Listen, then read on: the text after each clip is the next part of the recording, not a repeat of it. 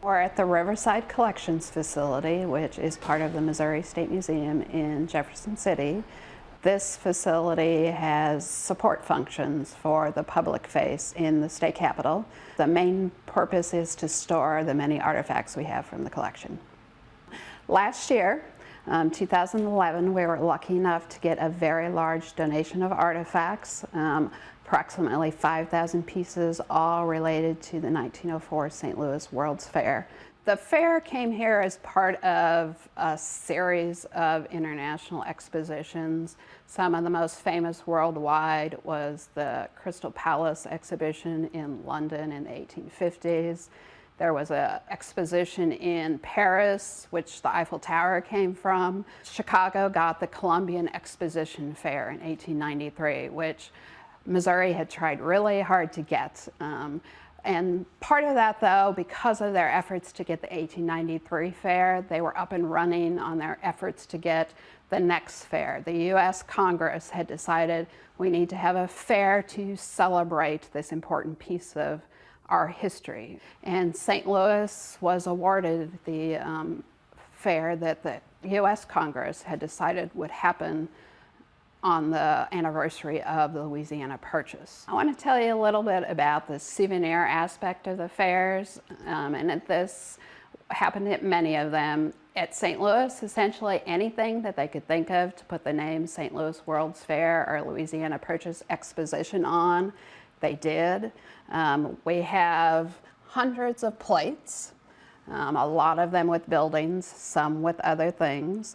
There's a lot of cut glass items. We have a number of things that won gold medals at the fair, from matches to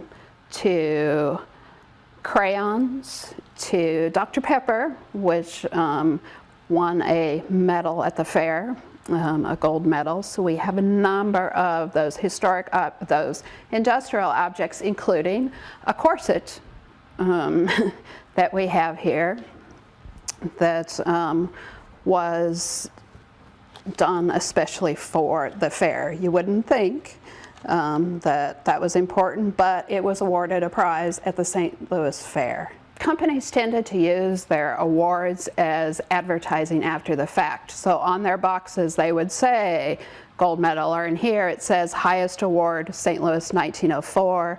They would have replicas of the medals so that people could know that this is a wonderful product because it won an award at a fair. And during the late 19th, early 20th century, having that award was a key part of promoting items that they were selling. We have a couple things from the Jefferson Guard. It was essentially a police force that was done particularly for the state fair, for the St. Louis World's Fair. We have a badge there. We also have, and it was 1904, so they didn't just have weapons we would think of today.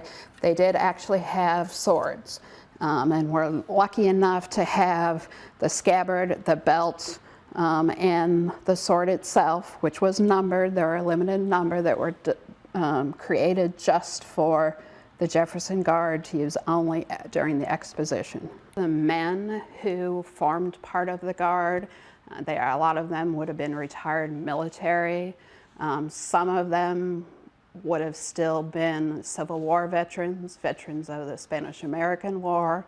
So I think, so in some ways it was ceremonial, it was an honor for them, but they did actually have real work to do because sometimes the fair was nice and sometimes it was a bit rowdy. Particularly on the Pike, outside of the main fairgrounds, there was a different kind of atmosphere that was more like an amusement park atmosphere.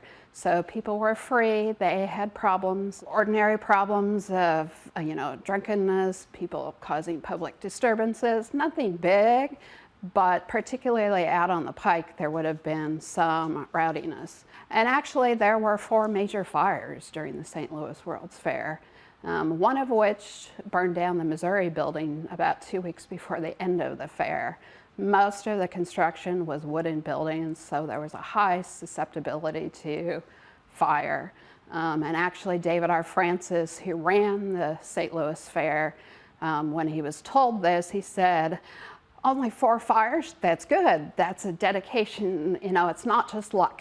Because somebody said, you're awfully lucky. And he said, it's not just luck, because we have these people behind the scenes that are vigilant, that are trained to help out and make sure there aren't big incidents. It was the only one to have the Olympics that went on in conjunction with it. The 1904 Olympics, which ironically were slated to be in Chicago, they moved to St. Louis because they didn't want to compete with the St. Louis World's Fair. So the 1904 Olympics, which were the 3rd of the modern Olympic Games, actually occurred in St. Louis as part of it. We do have this piece that came out of the 1904 St. Louis Olympics. It actually looks more like a figure from the original ancient Olympics in Greece, rather than somebody who would have been a participant in the 1904 Games. This is a replica of one of the medallions for the fair. It hung, we believe, in one of the buildings at the fair, but its history after it and how it got to us is kind of interesting. It ended up with a lawyer in St. Louis who took it and used it as a conference table in his law firm office, we think with glass laid in there.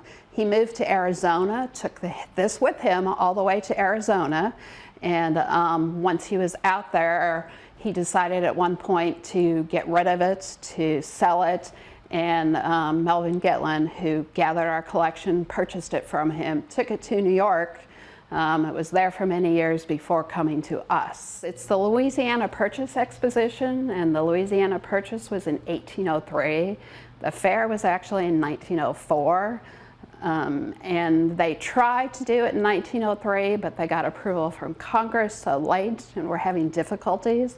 So they actually got approval to extend it, have it in 1904, and have it more a centennial of when Lewis and Clark set off. The story of the World's Fair is a big story, and the fair itself was big, and it's hard to pin down. We have one artifact that tries to do that. It was from the time of the World's Fair, and they had to have maps to find them around, so they did the St. Louis Exposition all in a nutshell. And they have a reproduction walnut shell and a map inside of it that you could accordion out. That was a unique promotional item.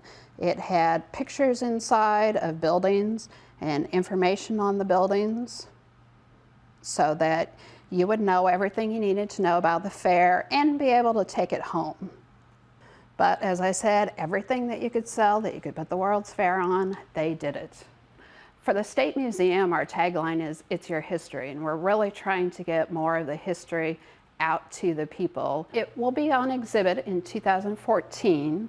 In this case, part of the process will be going through all of this, trying to do more research to get some of the stories behind it to include in the exhibit. It usually takes, for smaller exhibits, up to a year before the exhibit actually opens, when you're designing the panels, the labels, all of that. In this case, it's 2 years, because we'll probably spend at least a year investigating the artifacts so that we can figure out what the story is to tell. So that'll be something we're looking for over the next year, are the stories involved with these artifacts, so that when we put them on exhibit in 2014, we can have that focus for them.